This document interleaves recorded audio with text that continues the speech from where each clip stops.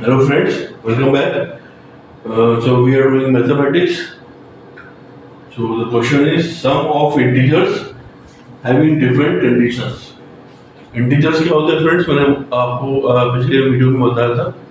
कोई भी numerical value है, चाहे वो नेगेटिव वैल्यू है, नेगेटिव वैल्यू मतलब -1, -2, या पॉजिटिव वैल्यू है या फिर जीरो जो होता है जीरो है, फिर मैं आपको भी बताता हूँ, वो भी इंटीजर ही कहलाती है. ठीक है, तो डिफरेंट कंडीशंस में हमें इंटीजर्स का सम निकालना है, ऐड करना है. उसका रिजल्ट क्या आना चाहिए? ये है नेगेटिव इंटीजर होना चाहिए. मतलब हमें एक दो इंटीजर को ऐड करना है जिसका जो आंसर है, सॉल्यूशन है, वो एक नेगेटिव इंटीजर होना चाहिए. अभी मैंने बताया था नेगेटिव इंटीजर क्या होता है. ठीक है, दूसरा कंडीशन है फ्रेंड्स, दोनों जो इंटीजर्स है उनका सम जीरो होना चाहिए. ठीक है, थोड़ा क्लियर हो रहा होगा, मैं भी बताता हूं. और सी है फ्रेंड्स, जो इंटीजर है बोथ द इंटीजर्स, मतलब बोथ द इंटीजर्स यानी जो भी हमने इंटीजर लिया है, दो इंटीजर लिए हैं, उनका जो एडिशन है उन दोनों इंटीजर्स से स्मॉल होना चाहिए. ठीक है, अभी मैं आपको बता देता हूँ. ठीक है, तो ये है sum of integers with different conditions. ठीक है, एक से स्टार्ट करते हैं. ये कॉलम में मैंने डिवाइड कर दिया है ताकि समझने में आसानी लगे.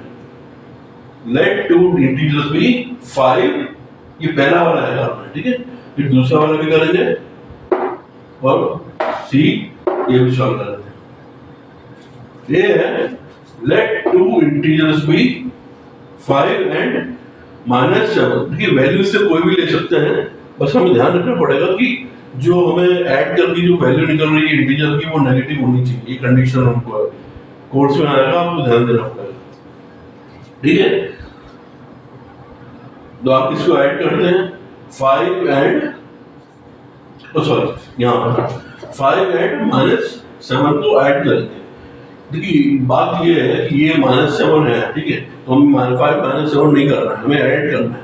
तो उसके लिए क्या करेंगे फ्रेंड्स, 5 लिख दिया है, हम सम निकाल रहे हैं इंटीजर्स का, प्लस लिख दिया है और टू इंटीजर्स डिफरेंट कंडीशंस में निकाल रहे हैं, तो ये -7 हो जाएगा.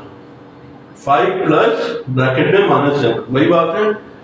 सम निकालने के लिए ध्यान रखिएगा, बहुत सारे प्रैक्टिस क्वेश्चंस रहेंगे, उसमें ऐसे करना पड़ेगा. तो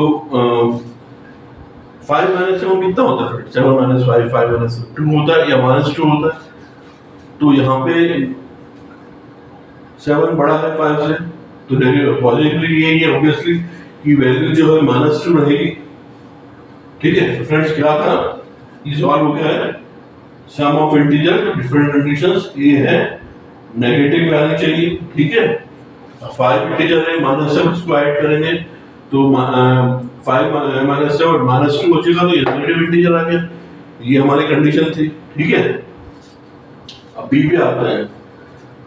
सम ऑफ इंटीजर्स जो है उसका जो आंसर होना चाहिए जीरो होना चाहिए, या फिर डिफरेंट कंडीशंस को भी हम बात करें, सम ऑफ इंटीजर्स को डिफरेंट कंडीशंस के हिसाब से जो भी इंटीजर हम ले रहे हैं उसको ऐड करेंगे तो उसका जो आंसर आएगा वो जीरो होना चाहिए. तो ये 5 देख लिया है, 5 एंड -5. ठीक है, सिंपल कैलकुलेशन है, लेकिन हमें एक स्ट्रेटजी के हिसाब से चलना है ताकि हम ये समझा सकें कि भाई आगे जो लेंथी प्रॉब्लम्स रहेंगे, तो डिफिकल्ट कुछ होता नहीं है, लेंथी होता है, थोड़ा सा बड़ा हुआ होता है, वो सॉल्व हो जाता है, लेकिन उसके लिए बेसिक्स आना बहुत जरूरी है. ठीक है, तो बी है जीरो आना चाहिए. 5 एंड -5. ठीक है, अब यहाँ भी ऐड कराएंगे, ये -5 है, जिसको ऐसे ब्रैकेट में ले लिए, तो ये हो जाएगा 5 प्लस ब्रैकेट में -5. अब 5 -5 कितना होता है फिर? जीरो होता है. ठीक है, 5 -5 जीरो, ये भी कंडीशन हमारी ट्रुथ हो गई. सम ऑफ इंटीजर्स डिफरेंट कंडीशंस, ए की नेगेटिव आ गई और बी का जीरो हो गया. ठीक है, अब सी पे आते हैं. ये क्या बोल रहे हैं, जो इंटीजर हम ऐड करेंगे वो दोनों इंटीजर से छोटा होना चाहिए, या फिर इसको ऐसे ले लें, जो इंटीजर वैल्यू आएगी should be less than both the integers. मान लीजिए जैसे यहाँ हमने इस केस में नहीं है, लेकिन मैं बता रहा हूँ, जैसे हमने ए और बी या या ऐसे कोई दो इंटीजर लिए, ठीक है, वो जो दो इंटीजर हैं वो उनकी जो वैल्यू है वो जो आंसर में इंटीजर आएगा उससे बड़ी होनी चाहिए, ठीक है। उसको कैसे करेंगे, यहां मैंने इंटीजर लिया है -2। अब ये भी देखिएगा, अब यहाँ 5 लिखा है, अगर क्वेश्चन है उसमें मैं वो रुचिएगा बता रहा हूँ। अब यहाँ 5 लिखा है, +5 लिखने की जरूरत नहीं है, ये अंडरस्टूड है कि ये पॉजिटिव है, लेकिन जब माइनस कर दिया वो नेगेटिव ही रहेगा, ठीक है। -2 एंड -5, ठीक है, इसको ऐड करना है।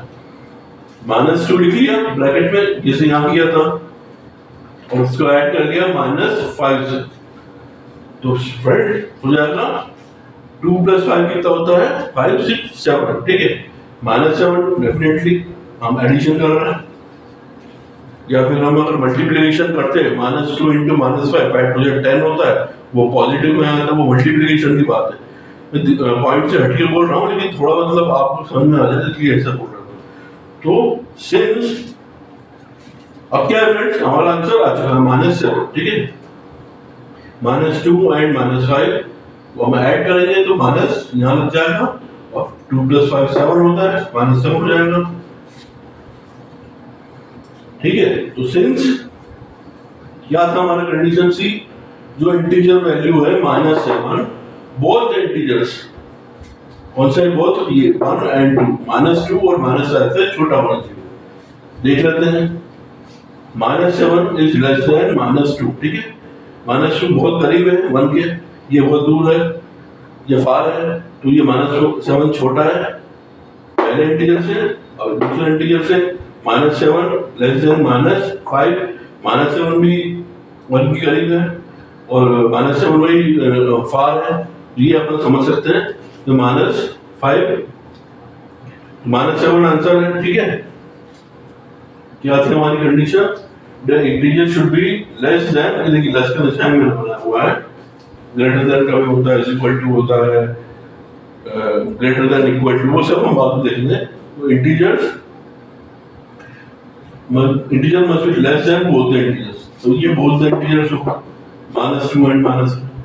और इंटीजर क्या था, इसका सॉल्यूशन एडिशन करेंगे जब सम ऑफ इंटीजर को डिफरेंट रेशनल के हिसाब से, -7 तो ये है -7 is less than -2 and -7 less than -5, ठीक है फ्रेंड्स।